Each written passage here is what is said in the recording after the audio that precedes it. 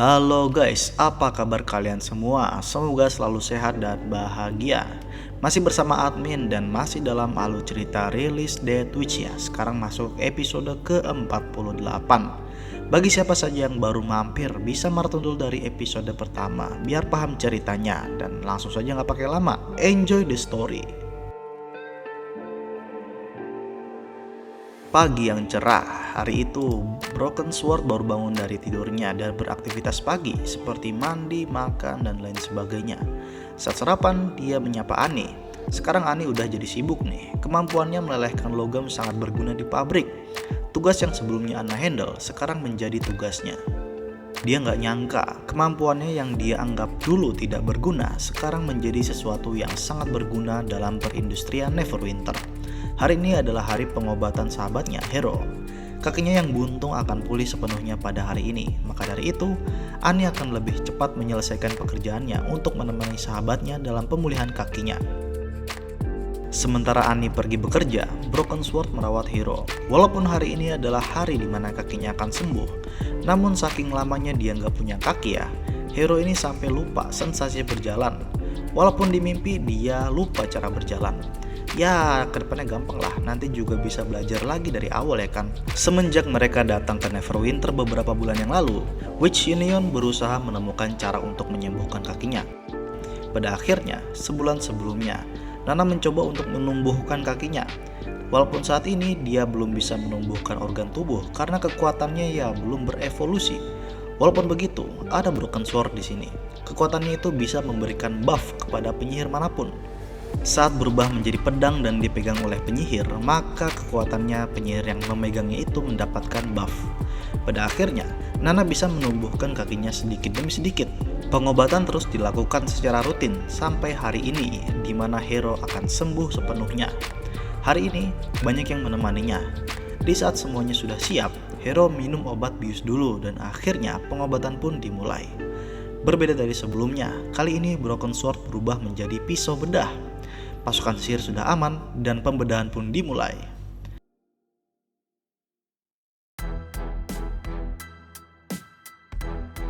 Setengah jam kemudian, Hero tersadar dan dia mendapati kakinya yang sudah tumbuh kembali secara penuh. Akhirnya tiba juga di mana dia bisa berjalan kembali dari kecacatannya. Setelah kejadian ini, Roland menyadari nilai sesungguhnya dari kekuatan Broken Sword. Dia bisa meningkatkan batas kekuatan penyihir, atau dengan kata lainnya bisa memberikan buff. Contohnya Nana. Saat ini, dia harusnya hanya bisa menyembuhkan luka luar. Kekuatannya belum bisa menumbuhkan bagian tubuh. Tapi setelah adanya buff dari Broken Sword, maka dia bisa melakukannya. Bayangkan ada berapa banyak penyihir di Witch Union. Jika mereka mendapatkan buff, maka akan seperti apa perubahannya? Nantinya Broken Sword akan menjadi salah satu penyihir tersibuk nih. Dan tak lama, Kyle, sang kimiawan, sudah membuat pencapaian dengan penelitiannya seperti yang diminta Roland. Roland langsung OTW ke lab kimia. Di sana sudah tercium bau yang familiar saat Roland masuk ke kantornya. Sesuai dengan arahan Roland, Kyle sudah bisa mendistilasi minyak mentah yang didapatkan dari wilayah selatan. Salah satu hasilnya adalah cairan hijau yang mudah terbakar. Pada akhirnya, bensin didapatkan. Sekarang saatnya memikirkan produksi massal.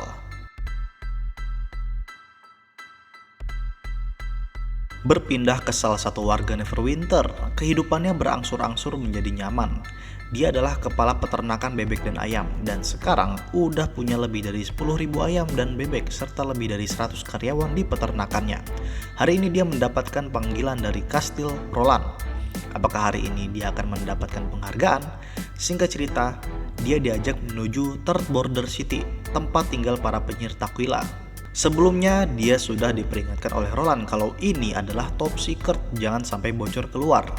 Setelah masuk cukup dalam, dia menjumpai para God Punishment Army. Dan tak lama, monster bertentakel muncul di hadapannya. Diperkenalkanlah mereka ini siapa aja, dan aslinya itu apa. Walaupun berbeda dengan aslinya, ini agar si peternak gak kaget ya. Jadi ceritanya bola tentakel ini adalah penyihir yang kena kutuk iblis, udah itu aja. Singkat cerita, peternak ini udah tenang dan masuk ke urusan utama.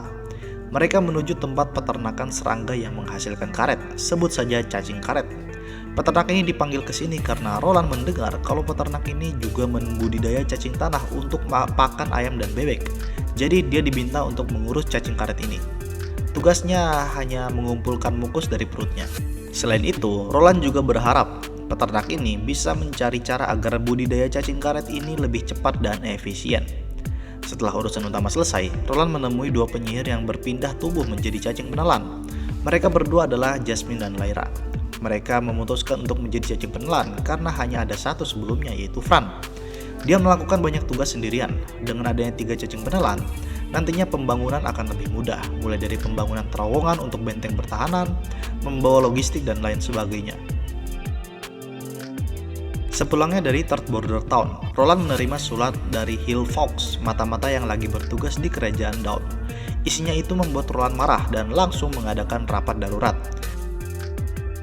Rapat ini mendiskusikan tindakan yang tepat untuk merespon berita dari Hill Fox. Isi dari surat itu adalah Raja Kerajaan Dawn, Apenmo yang merusuh di wilayah timur Grey Castle, situasi kota suci yang runyam, dan Otolwox yang dipenjara. Setelah 3 hari berdiskusi, semua setuju untuk memulihkan wilayah timur dan menghancurkan gereja. Tapi yang masih belum pasti ini adalah kapan waktu yang tepat untuk melakukan serangan pembalasan.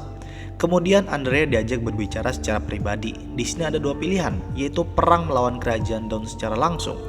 Tapi mengingat sumber dayanya yang tidak murah, maka Roland menawarkan opsi kedua, penggantian tahta kerajaan Dawn. Roland menawarkan Andrea menjadi ratu yang baru, mengingat dia adalah keluarga Duke di sana.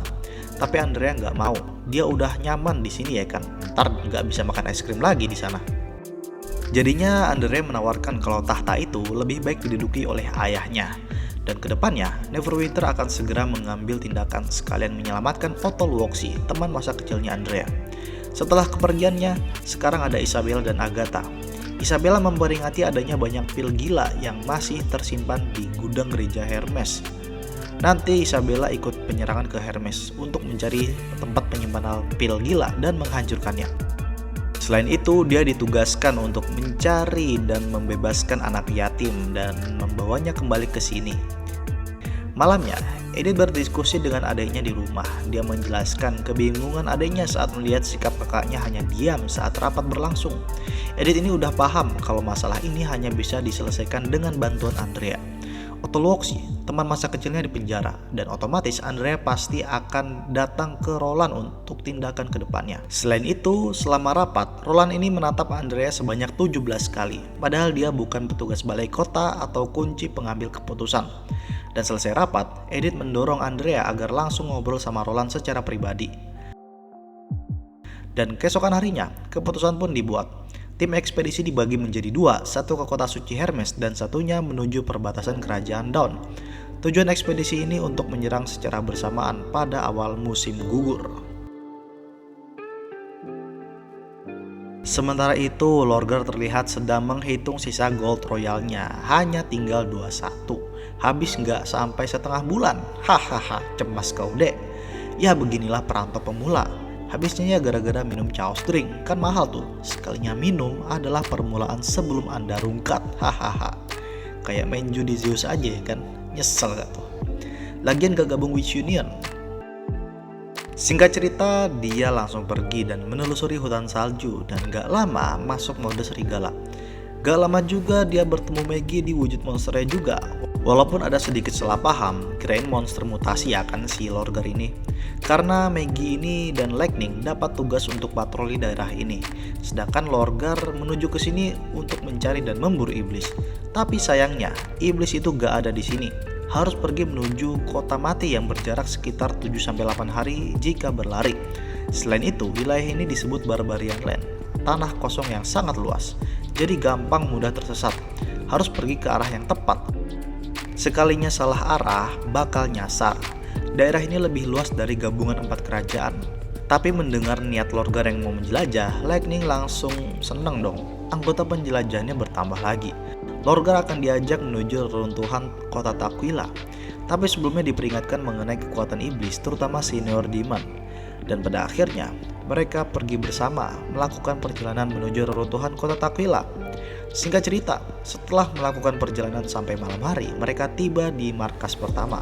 Ya, anggap aja ini pos peristirahatan. Jika menuju kota Takwila dengan terbang, maka akan memakan waktu 2 hari.